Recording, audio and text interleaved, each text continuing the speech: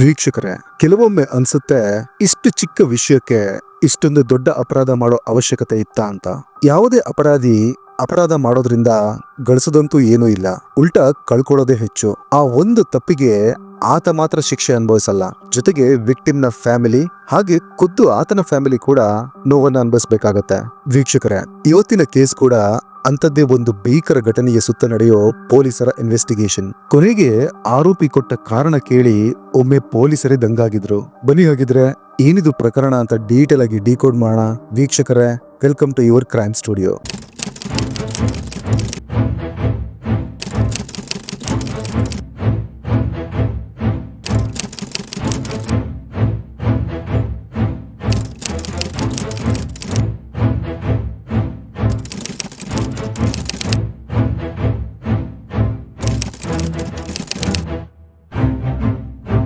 ಈ ಕತೆ ಶುರುವಾಗೋದು ಪಂಜಾಬ್ನ ಲುಧಿಯಾನ ಡಿಸ್ಟ್ರಿಕ್ಟ್ ನಿಂದ. ಇಲ್ಲಿಯ ನ್ಯೂ ಜನಕ್ಪುರಿ ಎಂಬ ಲೊಕ್ಯಾಲಿಟಿಯಲ್ಲಿ ಒಂದು ಬೀದಿ ಇದೆ. ಈ ಬೀದಿಯ ಒಂದು ಮನೆಯಲ್ಲಿ 3 ಜನರ ಒಂದು ಫ್ಯಾಮಿಲಿ ವಾಸವಾಗಿದ್ರು. ಇವರೆಲ್ಲ ಸೀನಿಯರ್ ಸಿಟಿಸನ್ಸ್ ಗಳು.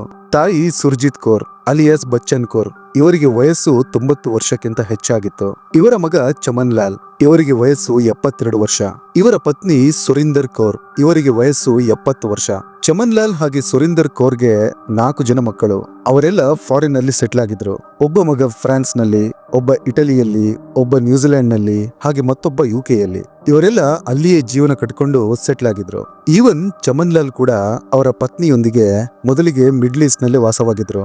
ನಂತರ ಕ್ರಮೇಣ ಅವರ ತಾಯಿಯ ಆರೋಗ್ಯದಲ್ಲಿ ತೊಂದರೆ ಕಾಣಿಸ್ಕೊಂಡಿದ್ದರಿಂದ ಇಂಡಿಯಾಗೆ ಬಂದು ಇಲ್ಲೇ ಪರ್ಮನೆಂಟ್ ಆಗಿ ಉಳ್ಕೋತಾರೆ. ಚಮನ್ ಲಾಲ್ ನ್ಯೂ ಜನಕ್ಪುರಿಯಲ್ಲಿ ಬಹಳಷ್ಟು ಪ್ರಾಪರ್ಟಿಗಳನ್ನ ಖರೀದಿ ಮಾಡಿದ್ರು, ಅದನ್ನ ಬಾಡಿಗೆಗೆ ಕೊಟ್ಟಿದ್ರು. ಸೊ ಚಮನ್ ಲಾಲ್ಗೆ ಮೇನ್ ಸೋರ್ಸ್ ಆಫ್ ಇನ್ಕಮ್ ಬಾಡಿಗೆ. ಅದರಿಂದಲೇ ಅವರ ಜೀವನ ಆರಾಮಾಗಿ ನಡೀತಿತ್ತು. ಜೊತೆಗೆ ಅವರ 4 ಮಕ್ಕಳು ತಿಂಗಳಿಗೆ ಇಷ್ಟು ಹಣ ಅಂತ ಕಳಿಸಿಕೊಡ್ತಿದ್ರು. ಟೋಟಲ್ ಆಗಿ ಹೇಳ್ಬೇಕಂದ್ರೆ ಇದೊಂದು ಫೈನಾನ್ಷಿಯಲಿ ಸ್ಟ್ರಾಂಗ್ ಇರೋ ಫ್ಯಾಮಿಲಿ, ಹಣಕಾಸಿನ ತೊಂದರೆ ಇರಲಿಲ್ಲ. ಈಗ ಡೇಟ್ ಬರುತ್ತೆ ಜುಲೈ 7, 2023 ದಿನ, ಶುಕ್ರವಾರ.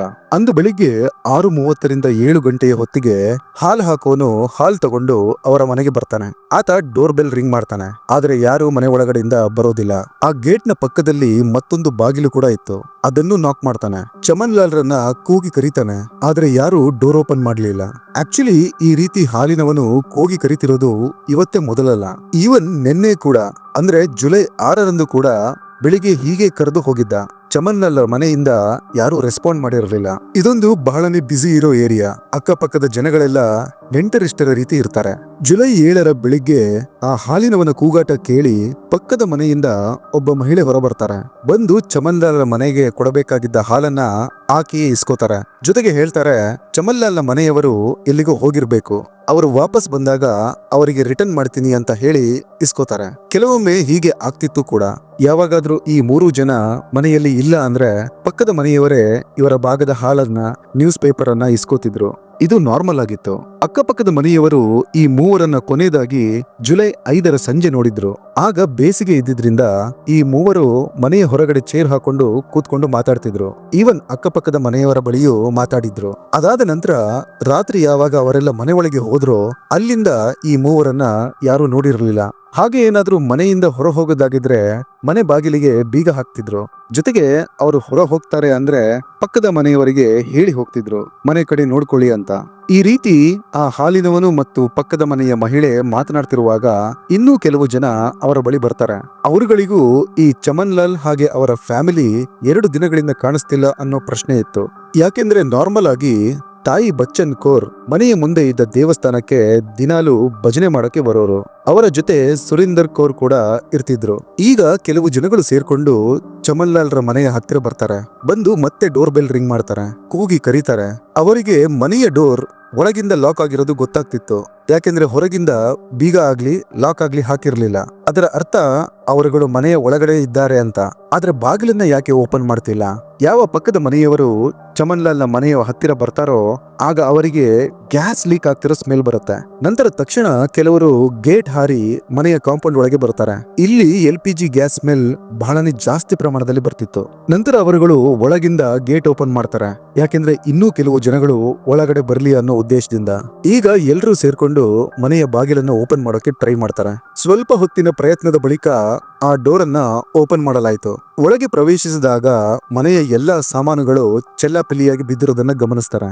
ಇನ್ನೂ ಮುಂದೆ ಹೋಗಿ ಬೆಡ್ರೂಮ್ಗೆ ಬಂದಾಗ ಅಲ್ಲಿಯ ದೃಶ್ಯ ಕಂಡು ಬಿಟ್ಟ ಕಣ್ಣು ಬಿಟ್ಟಂತೆ ನಿಂತ್ಕೋತಾರೆ. ಯಾಕೆಂದ್ರೆ ಆ ರೂಮ್ ನಲ್ಲಿ 3 ಜನ ಹೆಣವಾಗಿ ಬಿದ್ದಿದ್ರು. ಅತ್ತೆ ಬಚ್ಚನ್ ಕೌರ್ ಹಾಗೂ ಸೊಸೆ ಸುರಿಂದರ್ ಕೌರ್ ರ ಬಾಡಿ ಬೆಡ್ ನ ಮೇಲೆ ಬಿದ್ದಿದ್ರೆ, ಚಮನ್ ಲಾಲ್ ರ ದೇಹ ಅದೇ ರೂಮ್ ನಲ್ಲಿ ನೆಲದ ಮೇಲೆ ಬಿದ್ದಿತ್ತು. 3 ಜನ ರಕ್ತದಲ್ಲಿ ಸ್ನಾನ ಮಾಡಿದ್ರು. ಇಡೀ ರೂಮ್ ಕೆಂಪು ಬಣ್ಣಕ್ಕೆ ತಿರುಗಿತ್ತು. ಮನೆಯ ಕಬೋರ್ಡ್ ಗಳೆಲ್ಲ ಓಪನ್ ಆಗಿತ್ತು. ನಂತರ 7:30 ಹೊತ್ತಿಗೆ ಪೊಲೀಸರಿಗೆ ಕಾಲ್ ಮಾಡಿ ಇನ್ಫಾರ್ಮ್ ಮಾಡ್ತಾರೆ. ಸಲೇಂ ತಬ್ರಿಯ ಪೊಲೀಸ್ ಸ್ಟೇಷನ್ ನಿಂದ ಒಂದು ಟೀಮ್ ಘಟನಾ ಸ್ಥಳಕ್ಕೆ ಬರ್ತಾರೆ. ಪೊಲೀಸರಿಗೆ ಮೊದಲ ನೋಟದಲ್ಲೇ ಶವಗಳನ್ನ ನೋಡಿ ಅರ್ಥವಾಗಿತ್ತು ಇಲ್ಲಿ ಕೊಲೆ ಆಗಿದೆ ಅಂತ. ಒಂದೇ ಮನೆಯಲ್ಲಿ 3 ಕೊಲೆಗಳು, ಅದು ಇಷ್ಟೊಂದು ಜನಸಂಚಾರ ಇರೋ ಬೀದಿಯಲ್ಲಿ.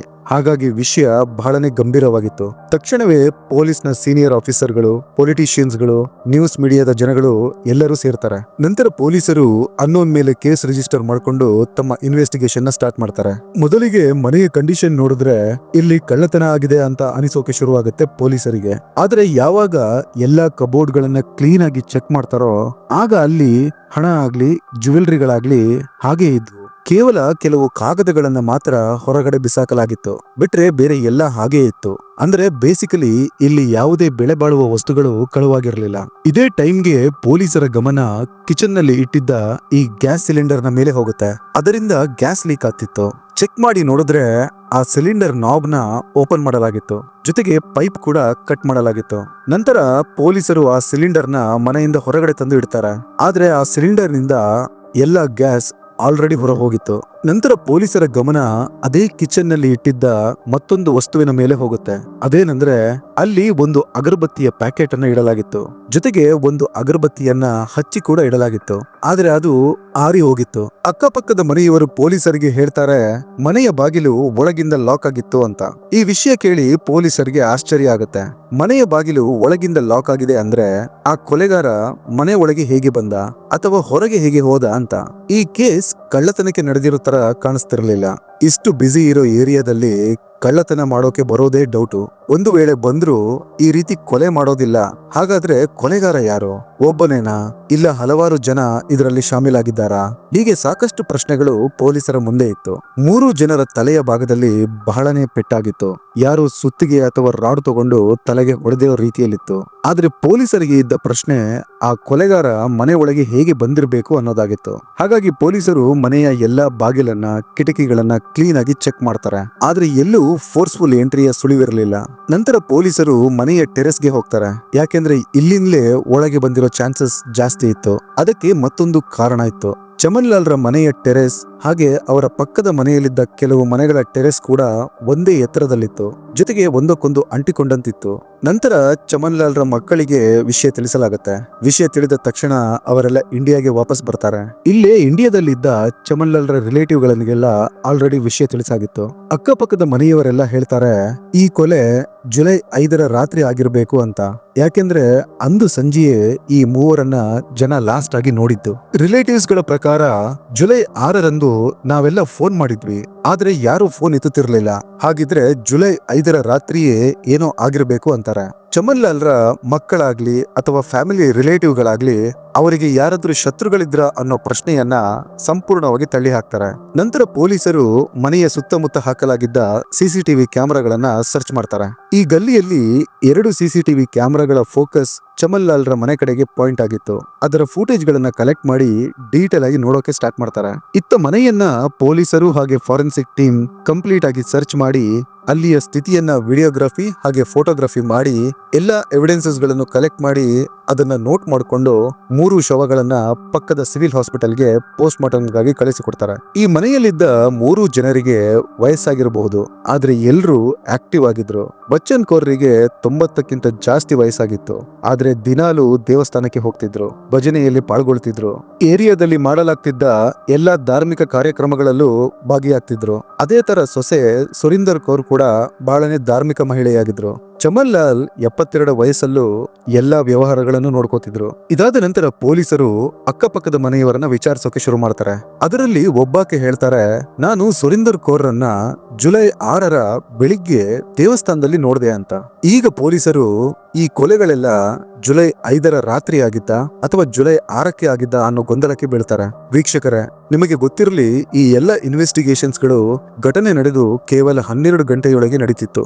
ನಂತರ ಪೊಲೀಸರು ಆ ಸಿಸಿಟಿವಿ ಕ್ಯಾಮೆರಾಗಳ ಫೂಟೇಜ್ ನ ಜುಲೈ 6ರ ಬೆಳಿಗ್ಗೆಯಿಂದ, ಅಂದ್ರೆ ಸುರಿಂದರ್ ಕೌರ್ ದೇವಸ್ಥಾನದಿಂದ ವಾಪಸ್ ಬಂದ ಟೈಮ್ ನಿಂದ ನೋಡೋಕೆ ಸ್ಟಾರ್ಟ್ ಮಾಡ್ತಾರೆ. ಆದ್ರೆ ಇದರಲ್ಲಿದ್ದ ಟ್ವಿಸ್ಟ್ ಅಂದ್ರೆ, ಕೊಲೆಗಾರ ಟೆರೆಸ್ ಮೂಲಕ ಮನೆಗೆ ಪ್ರವೇಶ ಮಾಡಿದ್ರೆ ಮನೆಯ ಮೇನ್ ಗೇಟ್ ನಲ್ಲಿ ಆತ ಕಾಣಿಸಿಕೊಳ್ಳೋಕೆ ಹೇಗೆ ಸಾಧ್ಯ? ಆದ್ರೂ ಪೊಲೀಸರು ಏನಾದ್ರೂ ಕ್ಲೂ ಸಿಗ್ಬೋದು ಅನ್ನೋ ಆಲೋಚನೆಯಲ್ಲೇ ನೋಡ್ತಿರ್ತಾರೆ. ಅದರಲ್ಲಿ ಆ ಹಾಲು ಹಾಕೋನು ಕಾಣಿಸಿಕೊಳ್ತಾನೆ. ಒಬ್ಬ ಮಹಿಳೆಯೂ ಕಾಣಿಸಿಕೊಳ್ತಾಳೆ. ಆಕೆ ಮನೆಯ ಗೇಟ್ ನ ಬಳಿ ನಿಂತ್ಕೊಂಡಿರ್ತಾಳೆ. ನಂತರ ಹೊರಟು ಹೋಗ್ತಾಳೆ. ಇದರ ಮಧ್ಯೆ ಪೊಲೀಸರ ಗಮನ ಒಬ್ಬ ವ್ಯಕ್ತಿಯ ಮೇಲೆ ಬೀಳುತ್ತೆ. ಆತನ ನಡವಳಿಕೆ ಬಹಳನೇ ವಿಚಿತ್ರವಾಗಿ ಅನ್ಸುತ್ತೆ, ಸಂದೇಹಜನಕವಾಗೂ ಕಾಣಿಸುತ್ತೆ. ಆತ ಮನೆಯ ಮುಂದೆ ನೀರನ್ನ ಹಾಕ್ತಿದ್ದ, ಧೂಳು ಏಳದೆ ಇರ್ಲಿ ಅಂತ. ಯಾವಾಗ ಆತ ಚಮನ್ ಲಾಲ್ ರ ಮನೆಯ ಗೇಟ್ ನ ಬಳಿ ಹೋಗ್ತಾನೋ ಆಗ ಗೇಟ್ ನಿಂದ ಇಳಿಕಿ ನೋಡೋ ಪ್ರಯತ್ನ ಪಡ್ತಾನೆ. ಅದನ್ನ ಆತ ಹಲವಾರು ಬಾರಿ ಮಾಡ್ತಾನೆ. ನಂತರ ಪೊಲೀಸರು ಆ ಫೂಟೇಜ್ ನ ಅಕ್ಕಪಕ್ಕದ ಮನೆಯವರಿಗೆ ತೋರಿಸ್ತಾರೆ. ಈತ ಯಾರು ಅಂತ ನಿಮಗೆ ಗೊತ್ತಾ ಅಂತ ಕೇಳ್ತಾರೆ. ಅವರುಗಳು ತಕ್ಷಣವೇ ಈತ ನಮಗೆ ಗೊತ್ತು, ಈತ ಇದೇ ಬೀದಿಯಲ್ಲಿ ವಾಸವಾಗಿರೋನು, ಆತನ ಮನೆ ಚಮನ್ ಲಾಲ್ ರ ಪಕ್ಕದ ಮನೆಯೇ ಅಂತಾರೆ. ಜುಲೈ 7ರಂದು ಪೊಲೀಸರು ಆತನನ್ನ ಪೆರುಬಂದ ಎಂಬ ಜಾಗದಿಂದ ಅರೆಸ್ಟ್ ಮಾಡ್ತಾರೆ.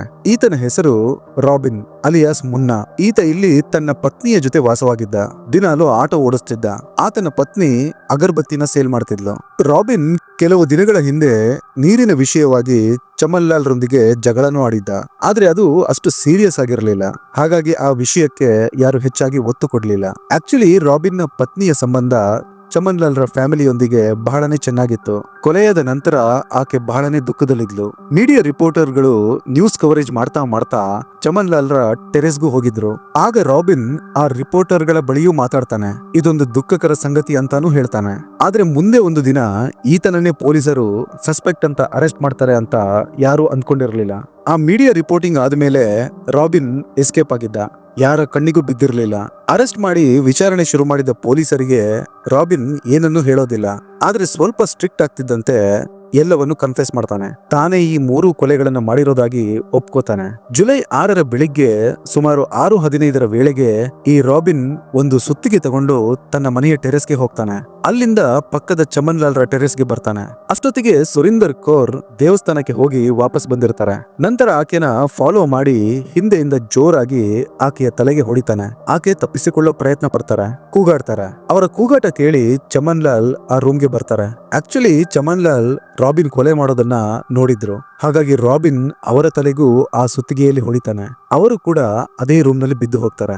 ನಂತರ ರಾಬಿನ್ ಅಲ್ಲಿಂದ ಓಡಿ ಹೋಗೋ ಪ್ರಯತ್ನದಲ್ಲಿರುವಾಗ ಬಚ್ಚನ್ ಕೌರ್ ಕಾಣಿಸಿಕೊಳ್ತಾರೆ. ಅವರು ರೂಮ್ ನ ಲೈಟ್ ಆನ್ ಮಾಡಿ ಮಗ ಹಾಗೆ ಸೊಸೆಯ ದೇಹವನ್ನ ನೋಡ್ತಾರೆ. ಕಿರುಚಾಡಕ್ಕೆ ಶುರು ಮಾಡ್ತಾರೆ. ಈಗ ರಾಬಿನ್ ಆಕೆಯ ತಲೆಗೂ ಅದೇ ಸುತ್ತಿಗೆಯಿಂದ ಹೊಡೆದು ಮಲಗಿಸ್ತಾನೆ. ನಂತರ ಮನೆಯ ಎಲ್ಲಾ ಸಾಮಗ್ರಿಗಳನ್ನ ಚೆಲ್ಲಾಪಿಲ್ಲಿ ಮಾಡ್ತಾನೆ. ಇದೊಂದು ಕಳ್ಳತನದ ರೀತಿ ಕಾಣಿಸ್ಲಿ ಅಂತ. ರಾಬಿನ್ ಚಮನ್ ಲಾಲ್ ರ ಮೊಬೈಲ್ ಫೋನ್ ತಗೋತಾನೆ. ಜೊತೆಗೆ ಕೆಲವೊಂದು ಕ್ಯಾಸೆಟ್ಗಳು, ಒಂದು ಕ್ಯಾಮ್ರಾ, ಒಂದು ಬ್ರೀಫ್ ಕೇಸ್ ತಗೊಂಡು ಅಲ್ಲಿಂದ ಸೈಲೆಂಟ್ ಆಗಿ ತನ್ನ ಮನೆಯ ಟೆರೆಸ್ಗೆ ಬಂದು ಮನೆ ಒಳಗಡೆ ಸೇರ್ಕೋತಾನೆ. ಇದರ ಮಧ್ಯೆ ರಾಬಿನ್ ಒಂದು ಖತರ್ನಾಕ್ ಕೆಲಸ ಮಾಡಿರ್ತಾನೆ. ಅದೇನೆಂದ್ರೆ, ಚಮನ್ ಲಾಲ್ ಹಾಗೆ ಅವರ ಪತ್ನಿ ಹಾಗೂ ತಾಯಿಯನ್ನು ಕೊಂದ ನಂತರ ಅವರ ಮನೆಯ ಪೂಜಾ ರೂಮ್ಗೆ ಹೋಗಿ ಒಂದು ಅಗರಬತ್ತಿ ತಗೊಂಡ್ಬಂದು ಅದನ್ನು ಹೊತ್ತಿಸಿ ಕಿಚನ್ ನಲ್ಲಿ ಇಡ್ತಾನೆ. ನಂತರ ಅದೇ ಕಿಚನ್ ನಲ್ಲಿ ಗ್ಯಾಸ್ ಸಿಲಿಂಡರ್ ನ ನಾಬ್ ಓಪನ್ ಮಾಡಿ ಗ್ಯಾಸ್ ಪೈಪ್ ನ ಕಟ್ ಮಾಡಿ ಗ್ಯಾಸ್ ಲೀಕ್ ಮಾಡ್ತಾನೆ. ರಾಬಿನ್ ಯೋಚಿಸಿದ್ದ, ಈ ಗ್ಯಾಸ್ ಲೀಕ್ ಆಗಿ ಬೆಂಕಿ ಹಚ್ಕೊಂಡು ಇಡೀ ಬಿಲ್ಡಿಂಗ್ ಹೊತ್ತಿ ಉರಿಯುತ್ತೆ. ಎಲ್ಲರೂ ಅಂದ್ಕೋತಾರೆ ಸಿಲಿಂಡರ್ ಬ್ಲಾಸ್ಟ್ ಆಗಿ 3 ಜನ ಸತ್ತೋಗಿದ್ದಾರೆ ಅಂತ. ಮನೆಗೆ ಬಂದ ರಾಬಿನ್ ಮೊದಲಿಗೆ ಆ ಸುತ್ತಿಗೆಯನ್ನ ಚೆನ್ನಾಗಿ ತೊಳಿತಾನೆ. ಅದನ್ನ ಒಂದು ಕಡೆ ಕದ್ದು ಇಡ್ತಾನೆ. ನಂತರ ಸ್ನಾನ ಮಾಡಿ ಬಟ್ಟೆಯನ್ನೆಲ್ಲ ಚೆನ್ನಾಗಿ ವಾಶ್ ಮಾಡಿ ವೇಟ್ ಮಾಡೋಕೆ ಸ್ಟಾರ್ಟ್ ಮಾಡ್ತಾನೆ. ರಾಬಿನ್ ವೇಟ್ ಮಾಡ್ತಿದ್ದು ಆ ಸಿಲಿಂಡರ್ ಈಗ್ಲೋ ಆಗ್ಲೋ ಬ್ಲಾಸ್ಟ್ ಆಗುತ್ತೆ ಅಂತ. ಆದ್ರೆ ಎಷ್ಟೇ ಹೊತ್ತಾದ್ರೂ ಏನು ಶಬ್ದ ಬರದಿದ್ದಾಗ ಮನೆ ಮುಂದೆ ನೀರ್ ಹಾಕೋ ನೆಪದಲ್ಲಿ ಚಮನ್ ಲಾಲ್ ರ ಗೇಟ್ ನ ಬಳಿ ಹೋಗಿ ಬಗ್ಗಿ ನೋಡ್ತಿರ್ತಾನೆ, ಇನ್ನು ಬೆಂಕಿ ಯಾಕೆ ಹಚ್ಕೊಂಡಿಲ್ಲ ಅಂತ. ಆದ್ರೆ ಇಲ್ಲಿ ಅದೃಷ್ಟಕ್ಕೆ ಆ ಸಿಲಿಂಡರ್ ನಲ್ಲಿ ಬಹಳ ಕಡಿಮೆ ಗ್ಯಾಸ್ ಉಳಿದಿತ್ತು. ಹಾಗಾಗಿ ಆ ಗ್ಯಾಸ್ ಅಗರಬತ್ತಿಯವರೆಗೂ ಹೋಗ್ಲೇ ಇಲ್ಲ. ಈವನ್ ಮನೆಯ ಕಿಟಕಿಗಳೆಲ್ಲ ಓಪನ್ ಆಗಿ ಇದ್ದಿದ್ರಿಂದ ಆ ಗ್ಯಾಸ್ ಕಿಟಕಿ ಮೂಲಕ ಹೊರಹೋಗಿತ್ತು. ಈಗ ಇದ್ದ ಪ್ರಶ್ನೆ, ಈ ರಾಬಿನ್ ಆ 3 ಜನ ಸೀನಿಯರ್ ಸಿಟಿಸನ್ಸ್ ಗಳನ್ನ ಯಾಕೆ ಕೊಂದ ಅಂತ. ಅದು ಪಕ್ಕದ ಮನೆಯವರನ್ನೇ. ರಾಬಿನ್ಗೆ ದ್ವೇಷ ಇದ್ದಿದ್ದು ಕೇವಲ ಸುರಿಂದರ್ ಕೌರ್ನ ಮೇಲೆ ಮಾತ್ರ. ಆತ ಕೇವಲ ಆಕೆನ ಮಾತ್ರ ಕೊಲ್ಲೋ ಉದ್ದೇಶದಲ್ಲಿದ್ದ. ಆದ್ರೆ ಚಮನ್ ಲಾಲ್ ಹಾಗೆ ಅವರ ತಾಯಿ ಈತ ಕೊಲೆ ಮಾಡಿರೋದನ್ನ ನೋಡಿದ್ದರಿಂದ ಅವರನ್ನು ಕೊಂದಿದ್ದ. ರಾಬಿನ್ ಪೊಲೀಸರಿಗೆ ಹೇಳ್ತಾನೆ, ಈ ಸುರಿಂದರ್ ಕೌರ್ ಯಾವಾಗ್ಲೂ ನಿನಗೆ ಮಕ್ಕಳು ಯಾವಾಗ ಆಗುತ್ತೋ ಇಲ್ವೋ ಅಂತ ಕೇಳ್ತಿದ್ರು. ನನಗೆ 42 ವರ್ಷ ವಯಸ್ಸು, ಮದುವೆಯಾಗಿ 5 ವರ್ಷಗಳಾಗಿತ್ತು. ಆದ್ರೆ ರಾಬಿನ್ಗೆ ಮಕ್ಕಳಾಗಿರಲಿಲ್ಲ.